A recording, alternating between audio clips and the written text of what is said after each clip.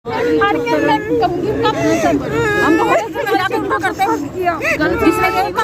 बस बंद होना चाहिए, हमारा उनका हॉस्पिटल बंद हॉस्पिटल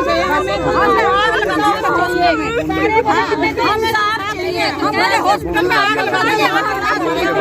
हमें तो इंसाफ चाहिए, हमारा बच्चा हॉस्पिटल सारे जगह आग लगाएंगे उसके हॉस्पिटल। मुझे नहीं पता हॉस्पिटल है, मैं कभी नहीं लेके जाती। यमुनानगर का रहने वाला एक ऐसा परिवार जिनके घर में खुशियां दस्तक देने वाली थी। 9 महीने की गर्भवती महिला जो अपने परिवार के साथ खुद अपने पैरों पर चलकर यमुनानगर के एक निजी अस्पताल में अपनी डिलीवरी करवाने के लिए चल जाती है।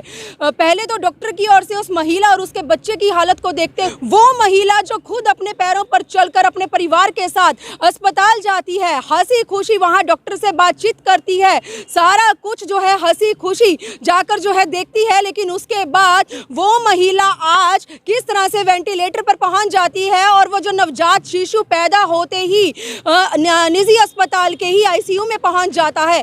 आखिरकार ऐसी क्या नौबत आ पड़ी दोस्तों। परिवार में एक तरफ खुशियां दस्तक देने वाली थी, लेकिन आज इस परिवार के अंदर और पूरे जो आसपास के जो रहने वाले लोग यहां पहुंचे हैं हमारे साथ, आज मातम का माहौल छा चुका है, क्योंकि मां और बच्चा दोनों जिंदगी और मौत का सामना कर रहे हैं। दूर से मैं तस्वीरें दिखा रही हूँ, दर दर की ठोकरें खाकर इतनी कड़ी सर्दी में परिवार आज पुलिस अधीक्षक के निवास स्थान पर पहुंच चुका है। तमाम तस्वीरें आप देख सकते हैं। उस लड़की का क्या नाम है, कहाँ की रहने वाली है, शादी कहाँ हुई थी, उसकी माँ, उसके पिता, उसके सास ससुर और साथ ही साथ आप देख सकते हैं जो समाज सेवी लोग हैं वो यहाँ पहुंचे हुए हैं। निजी अस्पताल के ऊपर आरोप लगते नजर आ रहे हैं। कौन सा अस्पताल है, किस डॉक्टर के द्वारा ये बड़ी लापरवाही सामने आई है, तमाम मामले की जानकारी के लिए सबसे पहले तो एक मां से मैं बात करूंगी जो आज अपनी बच्ची को जीते जी जिंदगी और मौत से लड़ते देख रही है। सबसे पहले इस मां से बात करेंगे। जी, क्या नाम है आपका?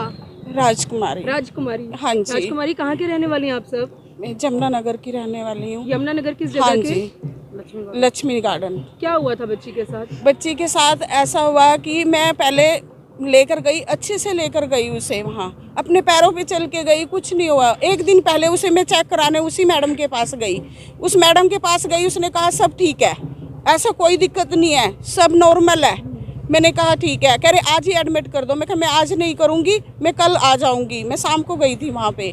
वहाँ गई तो उन्होंने 12 बजे मुझे दिन में एडमिट कर लिया। करके वहाँ तो कहने लगे कि ये डिलीवरी अभी नहीं होएगी, ये तुम नॉर्मल करवाना चाहते हो। मैंने कहा हाँ जी, कोशिश तो यही है। उन्होंने कहा ये चाहे ऑपरेशन हो और चाहे नॉर्मल हो, ये मैं सुबह ही करूँगी, बताऊँगी तुम्हारे को, सुबह तक वेट करना पड़ेगा।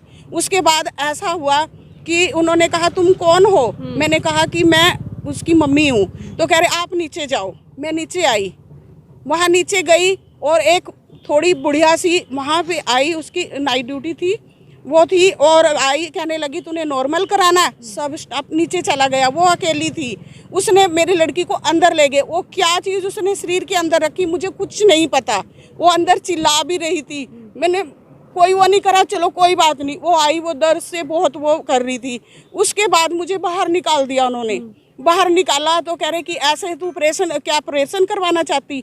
फिर एक और नीचे गई, मैं नीचे जाके उन मैडम को बोला, मैंने कहा मेरी लड़की बहुत तड़प रही है। उसने कहा क्यों? और अभी तो हम देख के आए हैं, हम क्या उसी के पास ही बैठे रहे? हमारा क्या यही काम रह गया उसके पास बैठने का?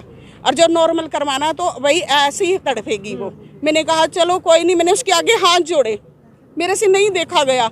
उसके बाद मेरी ये बहन है, ये मेरी बहन उसके पास गई, जाके इसने अपनी आंखों से देखा कि उसने क्या किया उसके साथ। कहाँ है बहन आप? ये है। हाँ जी, क्या नाम क्या है आपका? आशा है जी। कहाँ से आई है? चिट्टे मंदिर से जी। जी, क्या हुआ था? हाँ जी, कल हम जब गए उनके पास, जब मैं गई उनके पास अंदर, तो पूछने लग गया आप कौन है? मैंने कहा मासी हूँ जी मैं। तो वो हमें उसके पास खड़ा नहीं होने दे रही थी। लड़की इतना तड़फ रही थी, बहुत ही ज़्यादा तड़फ रही थी। उसके ऐसे दोनों पैर लगा रही थी। मैंने सोचा ऐसे तो बच्चों को भी डर रहेगा जैसे आप कर रहे हो। कह रहे आपको पता है या हमें पता है, आप बाहर चलो। मैंने कहा कि अच्छा। मैं ऐसे छुप के देख रही, फिर मुझे डांट रही है बाहर चलो आप, हम कर रहे हैं ना। तो कह रही कि अच्छा। फिर पता नहीं उसने क्या उस शरीर में करा तो ब्लीडिंग चलने लग गई, ज़्यादा ही चलने लग गई। तो थोड़ी देर बाद कह रही है कि बच्चे की धड़कन कम हो रही है, ऑपरेशन करना पड़ेगा। चलो कोई बात नहीं। हमें बोला कि बच्चों को ऑपरेशन करना, पेट को उसको ऐसे घुमाया, कह रही बच्चों की धड़कन कम हो रही है और अब जल्दी ऑपरेशन करना पड़ेगा। मैंने कहा अभी तो आप बोल रहे थे भी नॉर्मल हो जाएगा, कह रहे इसमें हमारी कोई गलती नहीं है। एक साइड में बैठ के खाना खा रही थी, 3 जनी थी, तीनों ही खाना खा रही थी और बुढ़िया सी हैगी, वो खुद ही चलते वक्त ऐसे हिल रही थी, तो डिलीवरी क्या करती है वो। कौन से अस्पताल का मैटर है ये? जेपी का है जी ये। जेपी हाँ हॉस्पिटल जी, यमुनानगर में है। हाँ जी। उसके बाद वो फिर गए अंदर, जाके उसने बोला कि भाई ये तो भाई ऑपरेशन करना पड़ेगा। एकदम से एकदम हबड़ी दबड़ी हुई उनकी, अंदर ले गए उसको, ऐसे पकड़ा मेरी बेटी को और पैसे जमा करा दो। हमने कहा कोई बात नहीं, फिर भी मैं कुछ नहीं बोली कि तुम नॉर्मल कह रहे थे और सुबह तक कह रहे थे, चलो कोई बात नहीं ऑपरेशन से हो जाएगी। चलो ले गए, लेके अंदर गए, वो जाके उन्होंने ऑपरेशन किया, हमारे को बेटी दे दी कि लो और बेटी हुई है। उन्होंने ऐसे हमारे हाथ नहीं लगाने दिया, ले गए। मैंने कहा क्या हुआ मेरी लड़की को? पहले एक आया कहने लग गया बीपी कम हो गया, फिर दूसरे से पूछा मेरी बेटी को क्या हुआ, अब तक क्यों नहीं निकली वो बाहर, कहने लगे उसकी प्लेटें कम हो गई हैं।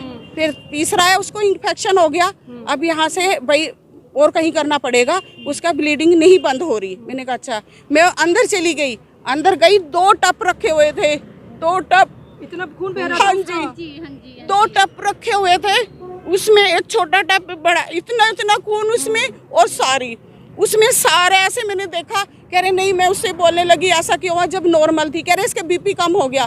क्या तुमने बीपी नहीं चेक किया?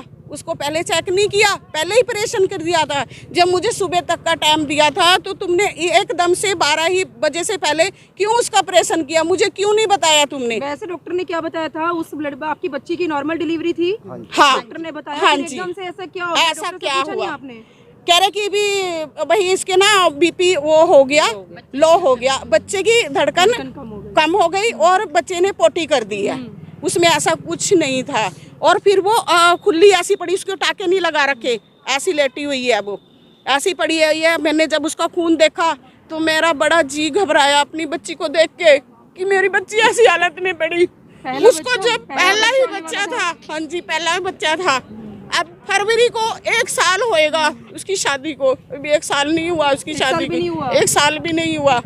शादी कहाँ की थी उसकी? देहरादून में। हाँ जी। चलिए, एक पिता भी हमारे साथ है। और बच्चेदानी है, जो वो बच्चेदानी भी उन्होंने निकाल दी। इन्होंने ही कुछ ऐसा करा कि वो निकाल दिया, टक पा दिया। उसमें उसकी बच्चेदानी में कट लगे हुए थे। उसके करके वहाँ जाते ही उन्होंने सबसे पहले चेकअप करने के बाद उन्होंने साथ ही साथ बोल दिया कि इसकी बच्चेदानी डैमेज हो चुकी है, उसको हमने निकालना है। तो उसकी बच्चेदानी उन्होंने निकाल दी। कम से कम वहाँ जाकर 4 ऑपरेशन हुए। एक तो यहाँ हो गया था, ये मुलाना की बात है, वहाँ जाके 4 ऑपरेशन इकट्ठे हुए। ऐसा क्या हुआ कि 4 घंटे में 4 ही ऑपरेशन हो चुके उस लड़की के? ऐसा क्या हुआ? वो उनको भी जवाब देना पड़ेगा। छुट्टी भी नहीं, उन्होंने कोई छुट्टी भी नहीं दी। एक पिता है, आज बच्ची और आपका जो नाती है वो जिंदगी और मौत से लड़ रहे हैं। पुलिस अधीक्षक के पास पहुंचे हैं, क्या मांग चाह रहे हैं आप लोग? मतलब चाह रहे हैं कि हमारे दोनों बच्चे जी, हमें और कुछ नहीं चाहिए, हमें पैसा नहीं चाहिए, हमें कुछ नहीं चाहिए। हम पैसा लगा रहे हैं दोनों की ज़िंदगी बचाने के लिए। हमने ऑपरेशन कह दिया, नॉर्मल कहते हुए भी ऑपरेशन कह दिया कि चलो कोई बात नहीं, पैसों की बात है, करा देंगे। अब वहाँ गए हैं, 20,000 रुपये एक दिन का जी मेरी बेटी पे लग रहा है, और 5,000 रुपये एक दिन उसकी बेटी पे लग रहा है।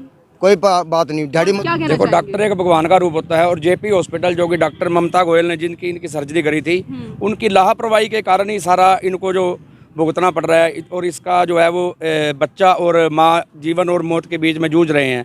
वो इस टाइम माता वेंटिलेटर पे है, सिर्फ और सिर्फ जो जेपी हॉस्पिटल की लापरवाही की वजह से सारा कार हुआ है। अगर वो एक भगवान का रूप होता है डॉक्टर, उन्होंने इसका जो ऑपरेशन करा है वो बिल्कुल उसमें कोई भी उन्होंने अच्छी कोई ढंग से नहीं करा, सुचारू रूप से नहीं करा, उसमें पूरी लापरवाही बरती गई है।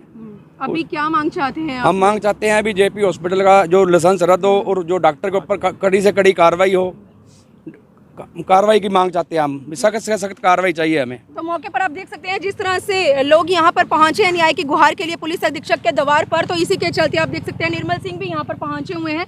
निर्मल सिंह जी, क्या कुछ मामला संज्ञान में आता है आपके?